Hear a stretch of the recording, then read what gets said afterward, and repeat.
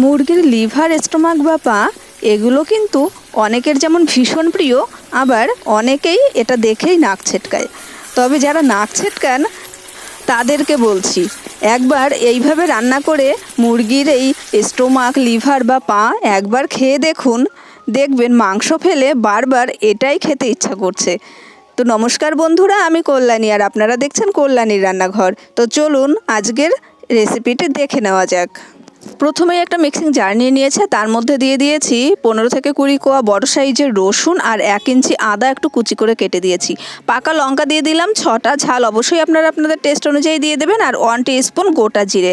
এবার জল দিয়ে এটাকে একটা স্মুথ পেস্ট তৈরি করে নেব। এদিকে ওভেনে একটা কড়াই বসিয়ে দিয়েছি, আর কড়াইটা গরম হয়ে যাওয়ার পরে দিয়ে দিয়েছি 2 টেবিল স্পুন সর্ষের তেল। তেলটা ভালোভাবে গরম হওয়া পর্যন্ত একটু অপেক্ষা করতে হবে। কড়াইয়ে তেলটা চারিদিকে লাগিয়ে দিয়ে দিচ্ছি এর মধ্যে ছোট করে কেটে রাখা আলুর টুকরো। একটা বড় সাইজের আলুকে আমি 8টা টুকরো করে নিয়েছি। যেহেতু স্টোমাক বা লিভারের পিসগুলো একটু ছোট ছোট হয়, তাই সেই অনুপাতে আলুর পিসটা করে নিয়েছি। দিয়ে দিচ্ছি 1 টিস্পুন লবণ আর 1/2 টিস্পুন হলুদ গুঁড়ো। এবার এই হলুদ আর লবণটা দিয়ে ভালোভাবে আলুটাকে ভেজে নিতে হবে লাল লাল করে, যাতে করে প্রায় 60 to 70% কুক হয়ে যায় এই ভাজার সময়েই। আলুটা একদম লাল লাল করে ভাজা হয়ে গেছে, বেশ এটা কুক হয়ে গেছে 60% মতো। এখন একটা পাত্রে এই আলু টুকরোগুলোকে নামিয়ে নেব।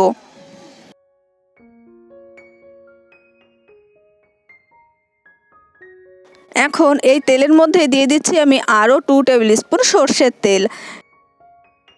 তেলটা গরম হয়ে গেলে ফোড়নের জন্য দিয়ে দিচ্ছি 1/2 টিস্পুন গোটা জিরে। ফোড়নটা একটু ফ্রাই হওয়া পর্যন্ত অপেক্ষা করব, অর্থাৎ 10 থেকে 12 সেকেন্ড মতো। আর তারপরেই দিয়ে দেবো এর মধ্যে গোটা গরম মশলা। এতে আমি দিয়ে দিয়েছি 2টো এলাচ, 2 টুকরো দারচিনি আর 1টা লবঙ্গ, আর 2টো তেজপাতা মাঝখান থেকে ছিঁড়ে দিয়ে দিয়েছি। এবার অপেক্ষা করব একটা মিষ্টি মিষ্টি গন্ধ বেরোনো পর্যন্ত। জাস্ট 30 থেকে 40 সেকেন্ড মতো বাদে দিয়ে দিচ্ছি 2টো বড় সাইজের কুচি করে রাখা পেঁয়াজ। এখন এই পেঁয়াজটাকে নাড়াচাড়া করে একটু গোল্ডেন ব্রাউন কালার করে ফ্রাই করে নিতে হবে। খুব বেশি ফ্রাই করব না, জাস্ট হালকা গোল্ডেন ব্রাউন কালার আসবে সেই পর্যন্ত একটু ফ্রাই করে নেব। পেঁয়াজটা অনেকটাই নরম হয়ে গেছে এবং হালকা গোল্ডেন ব্রাউন কালার এসে গেছে। এখন দিয়ে দিচ্ছি বেটে রাখা মশলাটা। 1.5 থেকে 2 মিনিট পর্যন্ত একটু এই মশলাটাকে কষিয়ে নিতে হবে, যাতে করে আদা রসুনের কাঁচা গন্ধটা চলে যায়। আর এই মশলা কষানোর সময় গ্যাসের ফ্লেমটা অবশ্যই রাখবেন লো টু মিডিয়ামের মাঝামাঝি। মশলার কাঁচা গন্ধটা চলে যাওয়ার পরে অ্যাড করে দিতে হবে কিছু গুঁড়ো মশলা। দিয়ে দিচ্ছি 1 টিস্পুন ধনে পাউডার, 1/2 টিস্পুন জিরে পাউডার। জিরে পাউডার কম দিয়েছি কারণ আমি মশলার পেস্টের মধ্যে গোটা জিরে বেটে দিয়েছি। আর দিয়ে দিচ্ছি 1 টিস্পুন মিট মশলা, 1 টিস্পুনের একটু বেশি হলুদ পাউডার, আর স্বাদ অনুযায়ী লবণ, অর্থাৎ প্রায় 2 টিস্পুন লবণ দিয়ে দিয়েছি। তবে লবণটা পরবর্তীতে আপনারা টেস্ট করে দেখে নেবেন, প্রয়োজন হলে আরও পরে লবণ ব্যবহার করবেন। এবার মশলাটাকে ভালোভাবে কষিয়ে নিতে হবে তেল ছেড়ে আসা পর্যন্ত। তবে এই পর্যায়ে আমি একটু জল অ্যাড করে দেব। গুঁড়ো মশলা দেওয়ার পরে একটু জল দিয়ে মশলাটাকে কষিয়ে নিলে মশলাটা পুড়ে যায় না আর ভালোভাবে মশলাটা কষানো হয়। এবার মশলাটাকে কষিয়ে নিতে হবে 5 থেকে 7 মিনিট সময় নিয়ে, যতক্ষণ পর্যন্ত ভালোভাবে তেলটা ছেড়ে না আসে।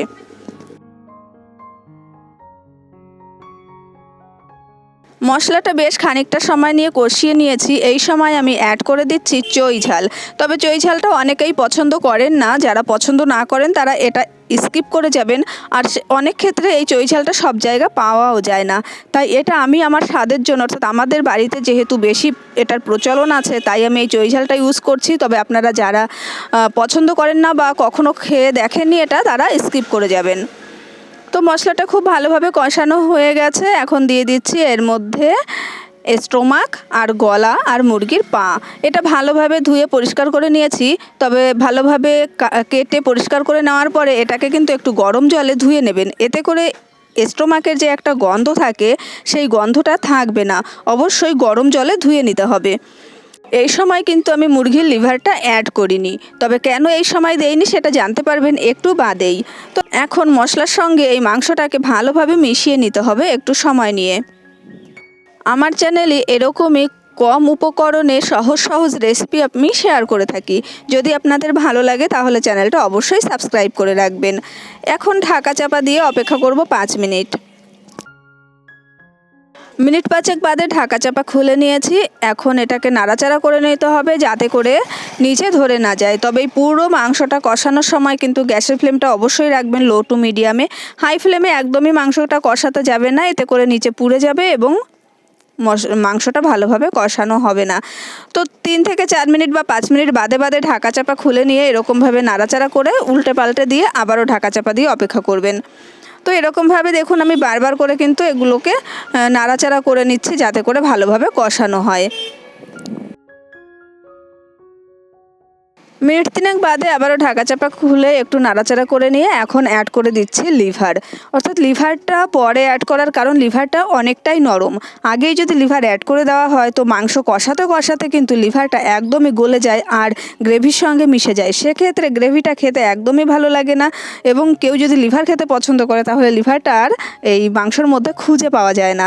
তাই লিভারটা মিনিট 7-8 বাদে যদি অ্যাড করা হয় লিভারটা গোটা গোটা থাকে এবং গ্রেভিটাও খেতে খুবই টেস্টি হয়। এক্ষেত্রে গ্রেভির সঙ্গে কিন্তু লিভারটা গলে যাওয়ার কোনো সম্ভাবনা থাকে না। এই সময় অ্যাড করে দিয়েছি ভেজে রাখা আলুর টুকরোগুলো, আর আলুর টুকরোগুলো দিয়ে আবারও একটু ভালোভাবে নাড়াচাড়া করে এখন ঢাকা চাপা দিয়ে রান্না হতে দেবো আবারও 10 মিনিট। তবে মাঝে 1-2 বার ঢাকা চাপা খুলে কিন্তু নাড়িয়ে নিতে হবে।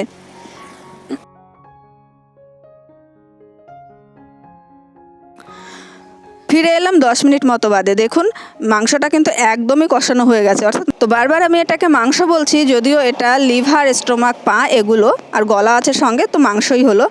তো যাই হোক দেখুন মাংসটা কিন্তু খুব ভালোভাবে কষানো হয়ে গেছে, একদম তেল ছেড়ে দিয়েছে।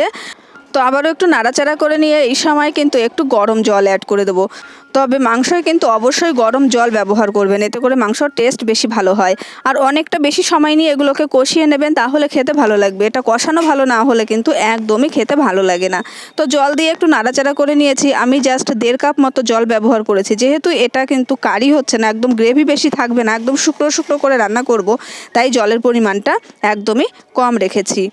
আর এই সময় আমি অ্যাড করে দিচ্ছি চেরা কাঁচা লঙ্কা। আমি 4টে চেরা কাঁচা লঙ্কা ব্যবহার করছি। এই কাঁচা লঙ্কার ফ্লেভারটা কিন্তু মাংসতে ভীষণই ভালো লাগে। এবারে ঢাকা চাপা দিয়ে জাস্ট আরও 10 মিনিট মতো রান্না করে নিতে হবে।